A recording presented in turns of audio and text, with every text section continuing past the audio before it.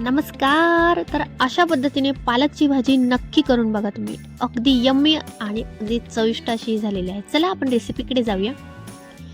सर्वात आधी ग्रेव्हीसाठी आपण छोटीशी ग्रेव्ही बनवणार आहे. त्यासाठी आपल्याला साहित्य काय लागणार आहे ते बघणार आहोत. तीळ, शेंगदाणे आणि डाळ्या घ्यायच्या आहेत.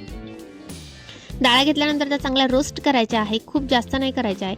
आपण तीळ एकत्र टाकल्यामुळे गॅस मीडियम ठेवायचा आहे. जास्त हाय करायचा नाही आहे, कारण त्याने तीळ जळू शकते. त्यानंतर आपण चांगलं रोस्ट करायचं आहे, चांगलं खमंग वास येईपर्यंत. त्यानंतर आपण ते मिक्सरला बारीक करणार आहे. तोपर्यंत आपण फोडणी तयार करूया. जिरे टाकलेले आहे, मोहरी टाकलेली आहे.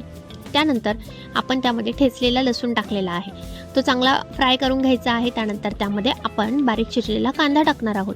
आता कांदा चांगला गोल्डन फ्राय होऊन द्यायचा आहे. कांदा चांगला गोल्डन फ्राय झाला त्यानंतर आपण त्यामध्ये आपले मसाले टाकणार आहेत.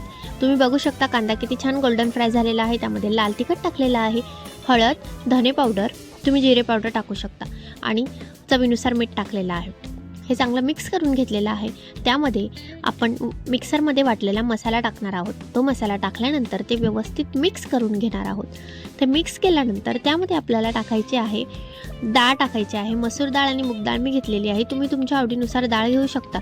चना डाळ किंवा तूर डाळ तुम्ही घेऊ शकता. आता आपण यात स्वच्छ धुतलेली डाळ टाकलेली आहे. ती चांगली डाळ मिक्स करून घ्यायची आहे. त्यानंतर आपण पालक स्वच्छ मी बारीक चिरून ठेवलेला आहे. तुम्ही पालक स्वच्छ धुवून बारीक चिरून ठेवा. बारीक खूप जास्त बारीक पण चिरू शकता तुम्ही, कारण नंतर आपल्याला त्याला मॅश करायचं आहे. पण मी जरासा इतका पण बारीक नाही चिरलेला, मीडियम चिरलेला.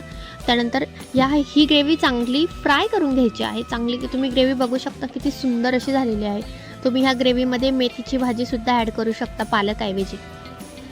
आता मी स्वच्छ धुवून घेतलेला पालक त्यामध्ये टाकलेला आहे. आता तो चांगल्या प्रकारे मिक्स करून घ्यायचा आहे. चांगला मिक्स केल्यानंतर त्याला वाफ काढून घ्यायची आहे. वाफ काढल्यानंतर तुम्ही त्यामध्ये गरम पाणी टाकू शकता. मी ताटावर गरम पाणी ठेवणार आहे. त्याला उकळे आल्यानंतर मी त्यामध्ये ते पाणी ॲड करणार आहे. तर असंही तुम्ही करू शकता किंवा डायरेक्ट तुम्ही गरम पाणीसुद्धा ॲड करू शकता. आता याचा खूप सुंदर याला वाफ आलेली आहे. बघू शकता तुम्ही, खूप अप्रतिम वाफ आली आहे. नंतर मी त्यात पाणी टाकणार आहे. परत मिक्स करून आता पालक चांगला शिजू देणार आहे. पालक शिजल्यानंतर आपल्याला एक प्रोसेस करायची आहे, ती म्हणजे आपण त्याला चांगला पावभाजीसारखा मॅश करून घ्यायचा आहे. बघा किती सुंदर असा पालक शिजलेला आहे आणि त्यावर तरी पण आलेली आहे थोडीशी.